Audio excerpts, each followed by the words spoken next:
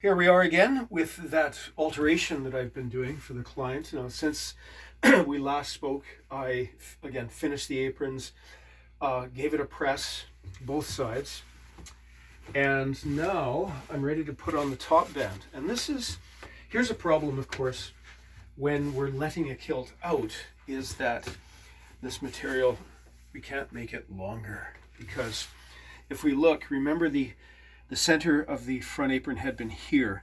I'd had to move it here by letting out and stealing a pleat. So originally this element, I don't know if you can see it in the light, but this element which matches this element, that was the center of the apron. But now, of course, if I bring it to the new center, it's too short. I could extend it. I don't have a tartan match, which isn't surprising. I could extend it with a single dark color, but that's going to look kind of sketchy. I could bring it over a full set. Got a little bit left over there, can't help that. Because what we really want when we're using a tartan top band, we really, really, really want the tartan band to match as closely as possible. The problem, of course, sometimes is that through the vagaries of it being woven, we can get a different scale along the piece. And we can see here that, yeah, the scale's a little bit out. It's over on that side, and this one's over on that side. And if we we could maybe deal with that by kind of choking up while hand stitching. This is, again, I'm not fond of machine stitching in kilts. I don't believe at this level of tailoring it has no application for in a kilt. So with hand stitching we could kind of choke the cloth up and bring it into line and then steam it to shrink it.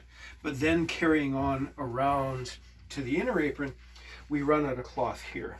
And again, I don't have a cloth match. I'm certainly not going to rob any cloth from the kilt itself. So the only option there would be a dark band. And that, again, it's out of sight. It's on the inside apron, but the customer is going to see it every time he looks at it. And it kind of reminds them that, I'm not going to judge about gaining weight. We do it with age, right? But this is just a visual daily reminder to him that, yeah, my kilt didn't fit. So having talked with the customer, bye-bye top band. I'm going to do a band in dark green. Now this is what? An inch and a half, inch and 3/4, 2 inches, something like that. And this is the sort of woven, almost knitted, woven woolen band that we typically use for garter flashes, but I've got far more than I'm ever going to use in the rest of my career, and I don't make that many garter flashes anyway, right? So I'm going to use this, and I may have to sacrifice if I can't press that crease out, but there we go. I'm going to use a conveniently colored dark band for the top of the kilt. I'm not going to put the loops back on because I don't want him to hang his kilt up. That's a bad thing, right? So I'm not going to put the loops on. I'm leaving the loops for the sporran strap in place because he wants them there.